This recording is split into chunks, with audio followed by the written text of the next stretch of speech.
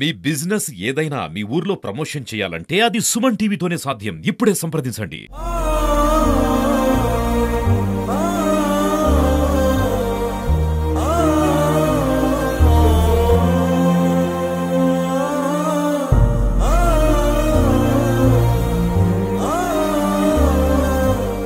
కాకినాడలో హృదయ విదారక ఘటన చోటు చేసుకుంది. కాకినాడలోని రమణయ్యపేట ఏరియాలో ఉన్న ఈ అపార్ట్మెంట్ ఏదైతే ఉందో ఇందులో సెకండ్ ఫ్లోర్ లో ఉండే వానపల్లి చంద్రకిషోర్ తన ఇద్దరు పిల్లలతో భార్యతో కలిసి ఇక్కడ జీవనం సాగిస్తున్నాడు.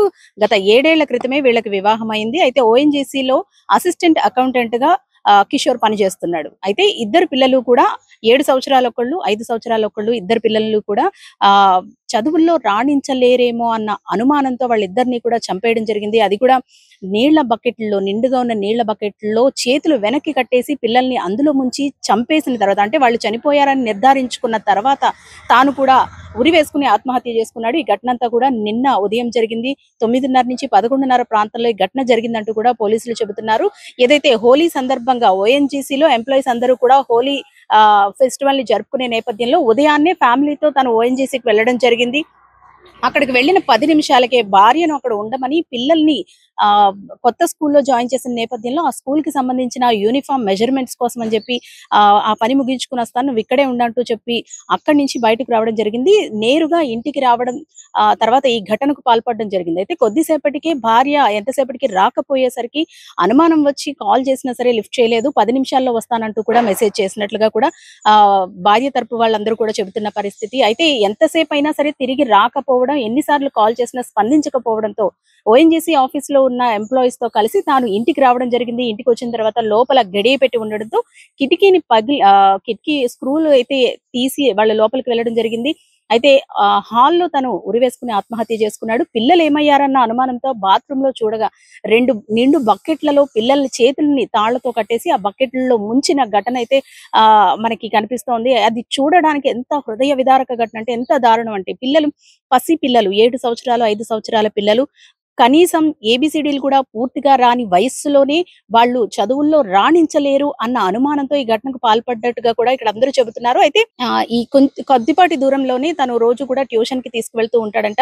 8 గంటలకు ట్యూషన్ అయిపోయినా సరే ఆయన 7:30కే వచ్చి అక్కడ కూర్చోవడం, చాలాసేపు పిల్లల కోసం బాధపడడం, వీళ్ళు చదవలేకపోతున్నారు లేదంటే ఫీజులు కట్టలేకపోతున్నారంటూ కూడా అక్కడ కొంతమందితో వాపోయినట్లుగా కూడా వాళ్ళంతా చెబుతున్నారు. ఇంతకు ముందు కూడా ఒక మంచి స్కూల్లో పిల్లలకి ₹1,00,000 ఫీజులతో మంచి స్కూల్లో చేర్పించాడు. ఒకళ్ళు 1వ తరగతి, ఒకళ్ళు UKG చదువుతున్నారంటూ కూడా చెబుతున్నారు. అయితే తాను ఫీజులు కట్టలేక ఒక చిన్న స్కూల్ అంటే అదేం ప్రభుత్వ పాఠశాల కాదు, ఫీజులు లేని స్కూల్ కూడా కాదు, దాదాపు 50,000 ఫీజు పే చేసే విధంగా కూడా వేరే స్కూల్ కి మార్చిన నేపథ్యంలో అంటే తన మానసిక పరిస్థితి అంతకంతకు దిగజారిపోతూ వస్తుంది. అంటే ఇప్పుడే నేను ఈ వయసులోనే పిల్లలకు ఫీజులు చెల్లించలేకపోతే వాళ్ళు పెరిగి పెద్ద అయిన తర్వాత వాళ్ళని చదివించగలనా అన్న ఒక అనుమానంతో, వాళ్ళ భవిష్యత్తును నేను నాశనం చేస్తానేమో అన్న ఒక అనుమానంతో పసి వయసులోనే వాళ్ళని చిదిమేయడం జరిగింది. ఎంత హృదయ విదారక ఘటన అంటే, మన కడుపుని పుట్టిన పిల్లలకి చిన్న దెబ్బ తగిలితేనే తల్లిదండ్రులు అల్లాడిపోతారు. అలాంటిది వాళ్ళు నీళ్ల బకెట్లో ముంచినప్పుడు వాళ్ళు అంతగా అల్లాడుతున్నా సరే అసలు చలించకుండా పూర్తిగా ప్రాణం పోయిందని నిర్ధారించుకున్న తర్వాత అక్కడ వాళ్ళను వదిలేసి హాల్లోకి వచ్చి తాను ఉరి వేసుకుని ఆత్మహత్య చేసుకున్నాడు. ఇది ఎంత దారుణమైన ఘటన అంటే, భార్య తనూజ లేకపోవడం, వాళ్ళ ముగ్గురు అలా చనిపోవడం కూడా ఎంత హృదయ విదారక ఘటన. అలాగే వాళ్ళు ఇక్కడికి వచ్చిన తర్వాత హాల్లో భర్తను చూసిన తర్వాత తను నిర్ఘాంతపోయింది. అసలు పిల్లలు ఏమయ్యారని ఆ బెడ్రూమ్ లో బాత్రూమ్ డోర్ ఓపెన్ చేయగా నిండు బకెట్లలో చిన్న పిల్లలను చూసి ఆమె తల్లడిల్లిపోయింది. అయితే ఒక చిన్న పొరపాటు ఒక భార్యగా, ఒక తల్లిగా తాను జీవితాంతం మోయాల్సిన దుఃఖాన్నైతే మిగిల్చి ఆయన ఈ ఘాతుకానికి పాల్పడ్డాడు. మానసిక పరిస్థితి ఏ విధంగా ఉందనేది అర్థం చేసుకోవచ్చు. ఎందుకంటే చిన్న పిల్లలంటే ఇప్పుడే వాళ్ళు చదువుతారా, చదవగలరా, రాణించగలరా అనేది మనం ఒక అంచనా వేయలేం. కేవలం 1వ తరగతి UKG స్టేజ్ లో ఉన్న పిల్లలు ఆడుతూ పాడుతూ తమ కాలాన్ని వెళ్లదీస్తూ ఉంటారు. ఆ టైంలోనే వాళ్ళు చదవలేరని ఒక ముద్రను తన మనసులో వేసుకుని ఈ ఘాతుకానికి అయితే పాల్పడ్డాడు. ప్రస్తుతం సత్వరం పోలీసులు అయితే గనక కేసు ఇన్వెస్టిగేషన్ చేస్తున్నారు.